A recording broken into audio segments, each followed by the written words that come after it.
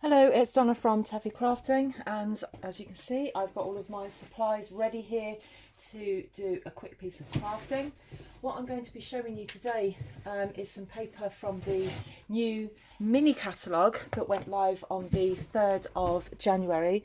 This is just a beautiful catalogue with so many lovely bright colours and themes, and what we're going to be looking at today is the best dressed DSP. This is 6x6 papers. I'm just trying to see how many of them there are. 48 sheets. They're both double-sided, so there's 4 of each design. And the one that I'm going to use today, I'll just get this out of my box to show you. Put them up here. Let's just give you an idea of how pretty these are. They're absolutely gorgeous. This is the one that I'm going to be using today. Look at that lovely vibrant colour. Absolutely beautiful paper. It's a good, good. I love that. It's a good, good size if you're making cards or decorating gift boxes. And then we've got this kind of lipstick, perfume, stripes, more perfume, diagonal lines. Oh, shoes. Always get distracted by shoes. Dots, more shoes, lipsticks, makeup, and flowers. So lots to be going on with there, lots and lots of different colours. But I've just picked out, so I've been doing a lot of crafting recently. It's been lovely actually doing all this crafting, and I just had some scraps left. So for this I've got this little drawer gift box. So this is using the best dressed DSP, and I've got this using some Grapefruit Grove card which just coordinates with this. This is the front of the box and it's just a drawer, and in there I've got 2 tea lights just as a suggestion as to what you might like to put in there. So I've got the dimensions on a blog, so there is a blog post that goes with this, and I've left the link to that in the description bar underneath this video. But let me give you some of those dimensions now. So what you need to start off with is 2 sheets of card. Your card is going to measure as one large sheet, 6 1/4 by 4 3/4, and then I've got a second piece of card that measures 6 inches by 3 5/16. I know that's an awkward measurement, but it just means that you get an exact fit for this. But the trimmer does that for you because it measures everything in increments of 16ths, which is why I love this trimmer, because of those small increments. So that's your second sheet of card, and then you just really need some off bits of just some little offcuts of DSP, so you can use any design. So this is 1 5/8 by 1 3/8. Then you've got 2, these are going to go on the sides. These 2 measure 5/8 of an inch by 3 1/8 of an inch. And then I've got a tiny little diddy piece which is 5/8 of an inch by 1 5/8 of an inch. So I've cut all of those down using my trimmer, and what I found with this new trimmer, new and improved, is that those smaller measurements, when you're measuring 5/8 of an inch, because this is so sturdy holding that down, it means that if I just try and find, oh, light's gone funny. If I just try and find a small piece here, if I just wanted to measure that at 1/4 of an inch, which is all that is, once you've got that in there, that's held down quite firmly. You can very easily get cut without any hassle at all a small cut of paper, because that holds that down and that measures that cuts that beautifully accurately. Anyway, so without further ado, we are going to start scoring. You'll need the larger sheet of card first. We don't score the other one, we're just going to score this one. So starting with the short side, so our short side that measures 4 3/4, you are going to score, let's get that blade out of the way, we are going to score at 3/4 of an inch. And again, let me show you how easy it is with this new trimmer. So I've lined that up there at 3/4 of an inch, but also I can check part way down that it's still lining up at 1/4 of an inch. I like that. The other trimmer didn't, not that I remember, had those incremental measurements on there. So I'm just going to score that there at 3/4 of an inch. Then again, at 1.5 inches. We're then going to score at 3.25 inches, and we're going to score again at 4 inches.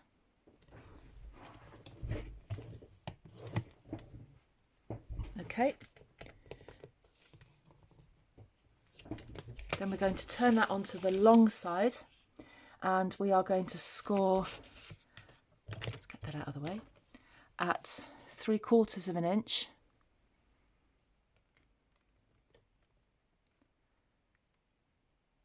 Oh, that took me a while to get that lined up. 3/4 inch, 1.5 inches, 4.75 inch, and 5.5 inches.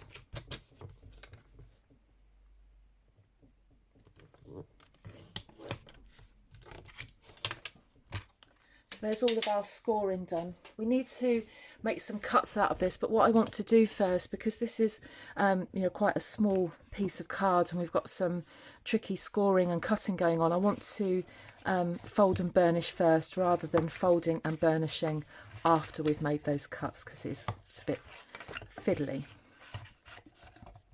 I'm just going to fold and burnish.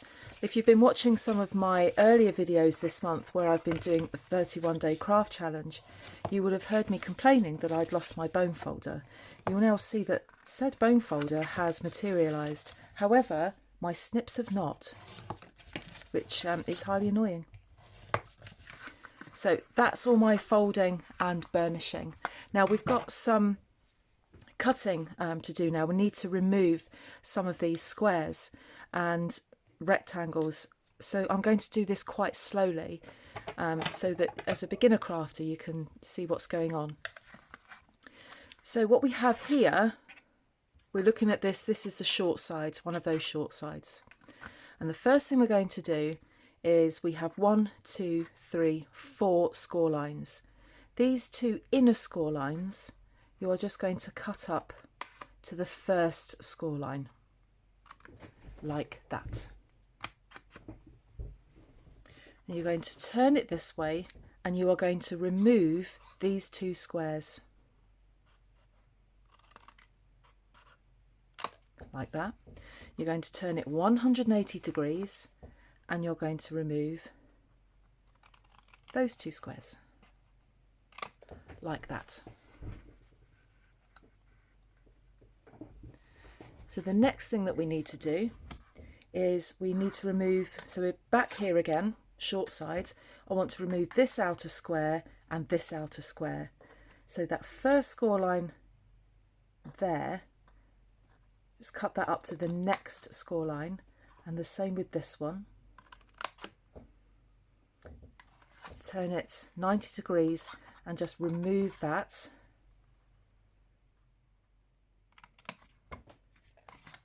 Turn it 180 degrees and remove that, like that. So sticking here, where you've taken away that square, you are going to cut up to the next score line, like that. And what you're going to do, where we've got this little flappy bit, we're just going to wedge into that, like that. Okay. Turn it 180 degrees and you'll do the same to the other one. You'll cut up to the first score line there, wedge into that way and that way. So now we've got that. What I need you to do next, just with this first rectangle here, is just very slightly just take a little bit off that side like that to just wedge it very, very slightly. And you're going to do exactly the same on the other side. So cut up to the first score line on those inner 2 lines, so that middle triangle there, middle rectangle there. Turn it 90 degrees and you are going to remove those 2 squares. Turn it back round and remove those 2 squares. So still staying there, you're going to cut up to that score line, that first score line there, and remove that square. And on the other side, do the same thing. Cut up to the first score line and remove that square. Then we need to create these two flaps. We need to create those there. So cut up to the next score line and just wedge that. Cut up to the next score line and wedge that. Turn it again. Cut up to the first score line, wedge into it, and then do the same on the other side. And then you are just going to, on this rectangle here, just very slightly wedge into that. It just makes folding it up a bit easier. So then we've got that. One last thing to do, turn it 45 degrees and ever so slightly just wedge into these up to the first score line. There and there. And then the same on the other side, just there, just very slightly, just a slight angle. Now, other people have different ways of making boxes like this. This is the way that I like to do it. It's the way that I worked it out for myself, but there'll be other crafters out there that do it their own way. You should choose the way that works best for you. Now, on each of these outer rectangles, you're going to put a piece of tear and tape. You can use wet glue for this if you want to. I find that tear and tape works a bit better for me, but it's whatever suits you.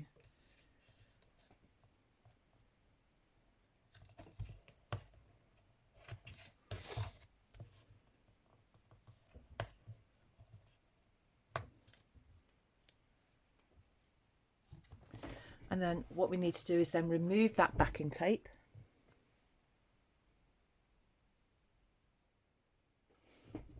So this is the take your pick tool, and we're just going to remove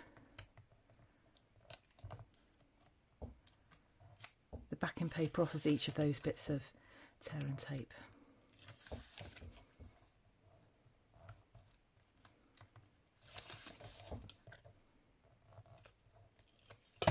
Like that. Now what I'm going to do now, looking at it from this way, this flap is going to sit there. And that flap is going to sit there. And I think actually what I should do is put a little bit of glue on each of those. I thought I could get away with not doing that, but I'm actually going to do that now. So looking at it that way, you've got your bits of tear and tape here. So you fold that in and you're just going to put a little bit there and then fold that in, a little bit there, turn it, fold that flap in, fold that flap in, and then just remove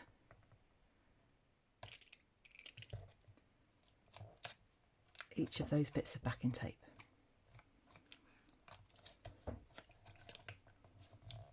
By putting some glue here, it just saves you having to have an extra set of hands to keep it all together. So there are the flaps that we have just put a little bit of glue on. So we'll bring this up. So this flap here is going to stick there. So what you need to do is make sure that that outer straight edge matches that scored edge there, that folded edge. And stick that on there. You're going to do the same with this one on the other side. So just fold it in. Raw edge matches folded edge. Do the same with this one. Oh, that didn't want to stick. Let's give that another go. Just need to press that a bit more. That's better. This one, fold it in. Give it a press.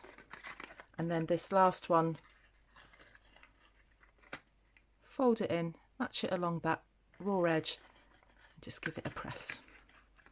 And then you can fold these are the flaps in here, so we fold that in there, and that's the reason why I've wedged these, because sometimes if they're a little bit on the wide side they don't fit.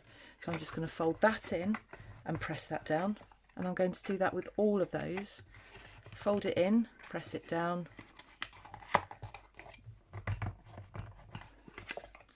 and then that's the last one. And the other thing I want to do is just give it a bit of a squeeze, and just without really damaging the card, just get it the right shape.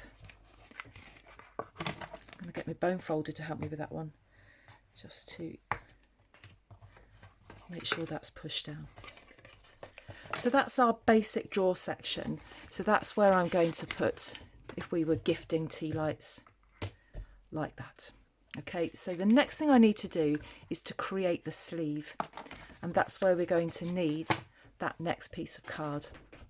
No scoring on this, because depending on the thickness of your card will depend on how tall the sides are and how wide it becomes. So there's your bit of card, there's your little drawer, and you're going to put that right in the middle, open side down there, and put it as close to the middle as you can. It doesn't have to be exact, but what you do want it to be is the edge of your box running absolutely flush with the edge of that paper. So start with this side, hold this down firmly. If you've got good quality card, that is, you can be quite firm with it. We're going to take this and just put it up and push that right up against, you can use your bone folder if that helps, push it right up against the side of your box, and you're going to push that so it creates a crease, and then you're going to fold that over. You're going to be quite firm with it. Fold that over and then push that down and pinch it slightly to create that crease. Before you do the other side, so you've then got some fold lines that have been created, we're just going to neaten them up. So fold them over and make sure that raw edge matches that raw edge, and then you know you've got a nice straight line that is perpendicular to the other lines. Oh, I'm using posh maths words. But it does mean that you get a perfect right angle. And do the same with the other one. Fold it over and make sure those two folded edges match. And then we've got two nice folded edges there. Put your card back on, your box back on, and fold that in. Hold that down steady, and you're going to do the same to this side. Pull that up, make sure it's right flat against the drawer of that card. Give it a good, a good fold. Fold that one over. Grab hold of that and give it a bit of a crease. You'll see that hasn't damaged that at all, because it's good sturdy card. It's a good thing about Stampin' Up card, it is sturdy stuff. I'm going to fold that over, make sure those lines match, burnish that, fold that one over and burnish that. Now you can, if you want to at that stage, decorate your card. I didn't do that the first time I made it, just because I wanted to get the box constructed and didn't want to have to wait for glue to dry. But you could at that point put your DSP on there, so you would put the bigger one on there and then those two long pieces on there. But what I'm going to do is I'm actually going to just construct this drawer first. So put your drawer back on it, and what I want to do is just run some tear and tape along there.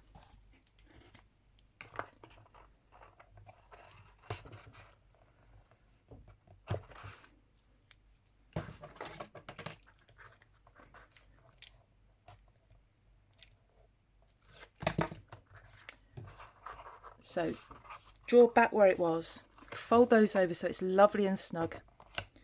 Bring this one over as well, and don't stick that down until you're sure that you've got all of those corners and lines aligned, and then push it down and then give it, just smooth that, and then you've got a nice fit on there that's absolutely perfect. And that's a nice snug fit on that, because that's what you want, and you want to avoid gaps all the way around that as much as you can. So now's the time to decorate the box. So I'm going to decorate the front of the drawer just to identify the front of this. So I've got my little diddy bit here, which measures 5/8 of an inch by 1 5/8. So I want a bit of multi-purpose wet glue for that. Could use tear and tape. I'm not as brave with tear and tape for these little bits of. I've got too much glue on that. That could be messy. And I'm just going to put that on the front there like that. And I'm going to put that down while that dries. Then to get my drawer. So this is the piece that measures 1 5/8 by 3 1/8.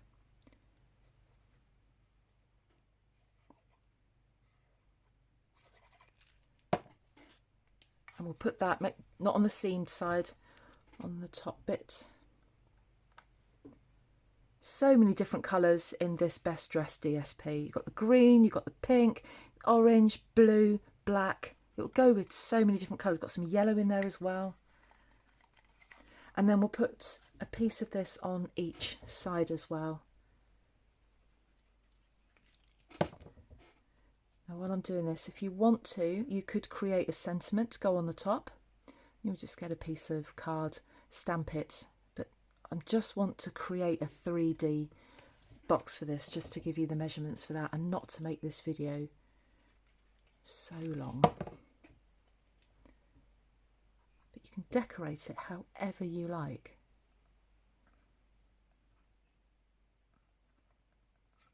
Right, so they're on there like that. Doesn't that, this is Highland Heather cardstock. It just goes beautifully with the lilac in there.